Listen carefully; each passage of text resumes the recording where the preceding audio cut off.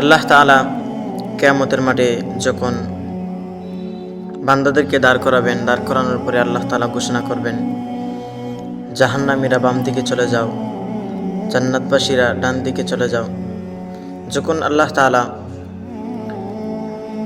জান্নাতবাসী এবং জাহান্নামবাসীদেরকে আমলনামা দেওয়া হবে, তখন জাহান্নামবাসীরা আমলনামাগুলো হাতের মধ্যে পাবে। পাওয়ার পরে বলবে, আল্লাহ, আপনি এত সূক্ষ্মভাবে সগীরাতাও ওয়ালা কাবীরাতান ইল্লা আহসাহা, ছোট গুনাহ বড় গুনাহ সব কিছু আপনি এত সূক্ষ্মভাবে, এত শৌখিনভাবে লিখেছেন যা কল্পনাও করা যায় না।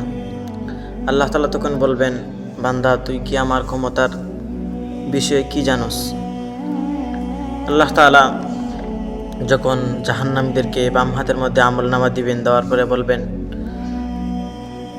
ফেরেশতাদেরকে বলবেন, ফেরেশতারা তাদেরকে বলো তারা তাদের আমলনামা যেন পড়ে। তখন আল্লাহ তাআলা এই ঘোষণা করার পর ফেরেশতারা বলবে, আল্লাহ, তাদের আমলনামা তো তাদের সামনের দিকে দেওয়া হয় নাই, পিছনের দিকে, কিন্তু তারা কিভাবে কেমন করে পড়বে? আল্লাহ তাআলা ফেরেশতাদেরকে বলবেন, ফেরেশতারা জাহান্নামীর এই বান্দাগুলোকে তাদের ঘাড়টা মোচড় মেরে পিছনের দিকে দিয়ে দাও। তখন ফেরেশতারা অর্ডার পাওয়ার পরে এই ঘাড়টাকে মোচড় মেরে পিছনের দিকে দিয়ে দিবে।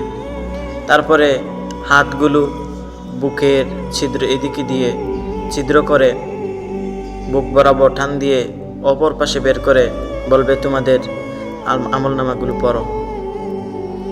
তখন জাহান্নামবাসীরা আমলনামাগুলো পড়বে আর বলবে, আল্লাহ, আমি তো এগুলো করি নাই, এটা তো আমি মনে হয় না এরকম কাজ করেছি। তখন আল্লাহ তাআলা ভিডিও আকারে ফেরেশতাদের মাধ্যমে সেগুলো দেখাবেন। সেদিন তোমার দাম্ভিকতা, তোমার অহংকার, তোমার দুনিয়ায় থাকতে যেই পরিমাণ মানুষের মাল আত্মসাৎ করে খেয়েছো, সব কিছুর হিসাব হবে। আল্লাহ তাআলা জান্নাতবাসীদেরকে যখন তাদের আমলনামা দেওয়া হবে, তখন জান্নাতবাসীরা তাদের আমলনামা পাবে। পাওয়ার পরে বলবে, আল্লাহ, আমাদের আমলনামাগুলো পড়েন, আমার আমলনামাগুলো আমরা পড়তেছি, আপনি শুনেন।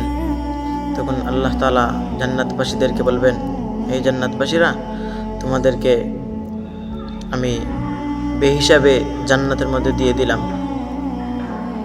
আসলে ভাই, আমরা জান্নাত জাহান্নাম নিয়ে কোনো চিন্তাই করি না, অথচ রাসূল সাল্লাল্লাহু আলাইহি ওয়াসাল্লাম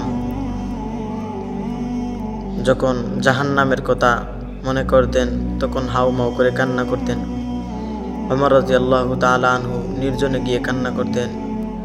আলী রাদিয়াল্লাহু তাআলা আনহু তাহাজ্জুদের নামাজে দাঁড়িয়ে কান্না করতেন। অথচ তাদেরকে আল্লাহ তাআলা জান্নাতি সাহাবী হিসেবে ঘোষণা করেছেন।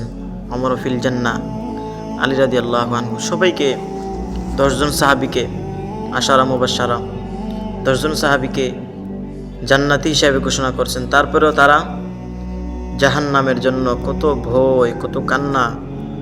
অথচ আমাদের রাসূল সাল্লাল্লাহু আলাইহি ওয়াসাল্লাম প্রতিদিন 70 থেকে 99 বার তওবা করতেন। অথচ আমরা সপ্তাহ গেলেও তওবা করি না, একদিনও খাস নিয়তে আল্লাহর কাছে বলি না, আল্লাহ, আমাদেরকে মাফ করে দেন।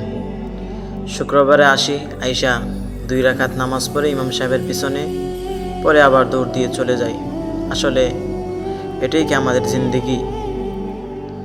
যখন আমাদেরকে কবরের মধ্যে রাখা হবে, মুনকার নাকির প্রশ্ন করবে, মার রব্বুকা ওয়া মান নাবিয়্যুকা ওয়া মা দীনুকা, তোমার দিন কি, তোমার ধর্ম কি?